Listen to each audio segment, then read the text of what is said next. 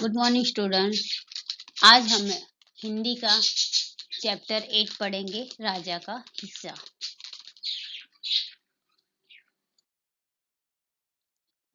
इस कहानी में एक प्रजावत्सल राजा का वर्णन है। राजा प्रजा की कठिनाइयों में हमेशा उसकी मदद के लिए तत्पर तैयार रहता है। राजा भोज बड़े प्रजावत्सल थे। वे स्वयं राज्य में घूम घूम कर प्रजा की कठिनाइयों को देखा करते थे और उन्हें यथासंभव दूर किया करते थे। एक दिन राजा भोज अपनी रानी के साथ रथ पर सवार होकर राज्य में भ्रमण करने निकले थे। वे राजधानी से बहुत दूर निकल गए। उन्होंने देखा कि एक किसान हल जोत रहा था। उसके हल में एक ही बैल था और दूसरे बैल के स्थान पर उसने अपनी पत्नी को जोता था। वह उसकी पत्नी हल खींच रही थी। राजा भोज ने यह देखा। उसने रथ रोका और किसान के पास गया और बोलने लगा, भले आदमी, तुम ये क्या कर रहे हो? यह तुम क्या अत्याचार कर रहे हो? भला कोई अपनी पत्नी को हल के साथ जोतता है? अगर तुम ऐसा करोगे तो तुम्हारी पत्नी दूसरे कोई काम के लायक नहीं रहेगी। तुम्हें ऐसा अपनी पत्नी पर ऐसा अत्याचार नहीं करना चाहिए। किसान हल चलाते चलाते बोलने लगा, मेरा एक बैल मर गया है।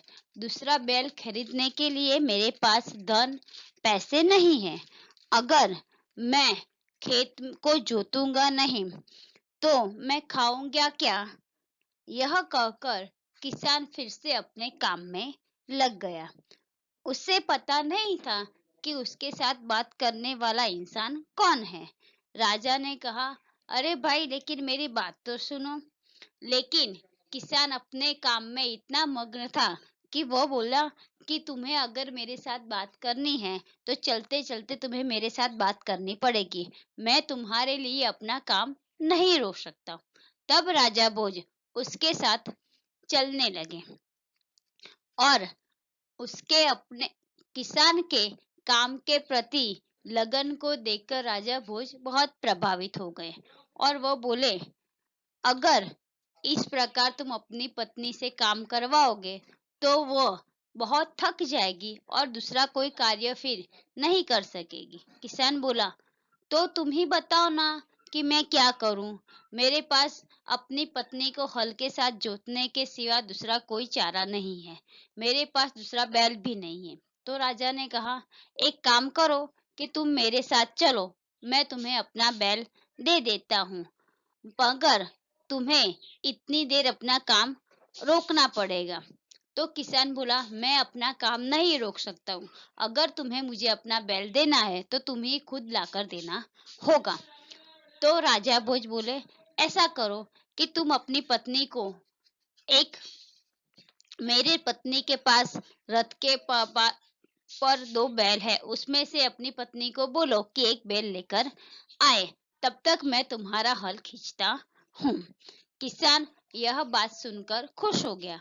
वह बोला, अच्छा है, मैं अपनी पत्नी को तुम्हारी पत्नी के पास बैल लेने के लिए भेजता हूँ। तब तक तुम मेरे हल के आगे जोतने के काम में लग जाओ।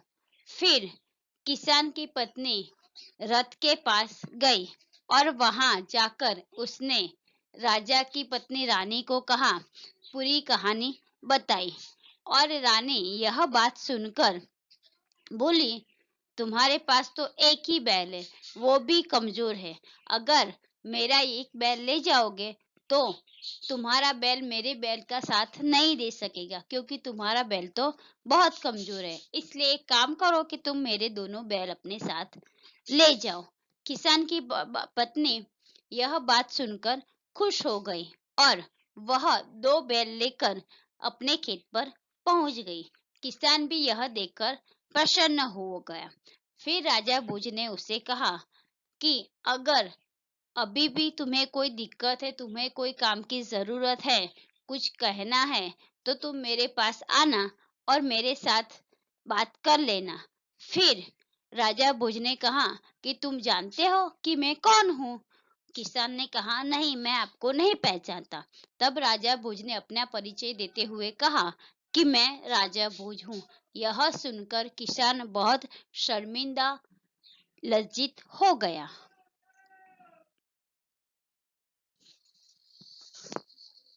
किसान ने राजा से बार बार क्षमा मांगी। राजा प्रसन्न होकर वहां से चले गए। फिर किसान ने खेत में बहुत अच्छी खेती की और उससे बहुत अच्छी फसल पैदा हुई।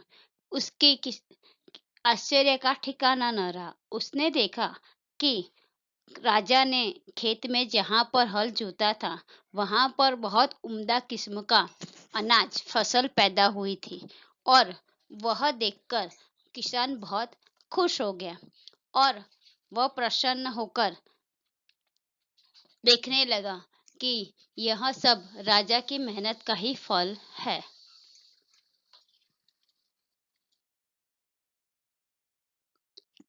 किसान राजा के पास गया। उसने जितने हिस्से में राजा ने जो खेत जोता था, उसमें जो उम्दा किस्म के गेहूं पैदा हुए थे, वह राजा के पास ले गया और राजा के पास जाकर बोला कि यह आपकी मेहनत का फल है।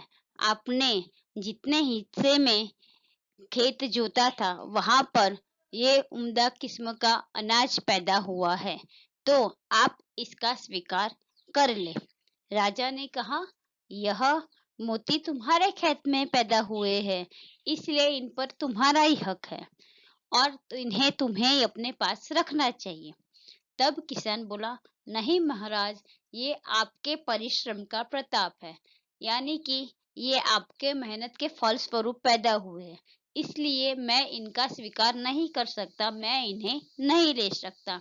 आपको इसे अपने पास स्वीकार करना होगा और मैं आपसे यह प्रार्थना करता हूँ कि आप इन्हें अपने राजकोष में जमा कर लें और मेरे जैसे अगर कोई गरीब किसान भाई है तो उनकी भलाई के लिए आप इनका उपयोग करें।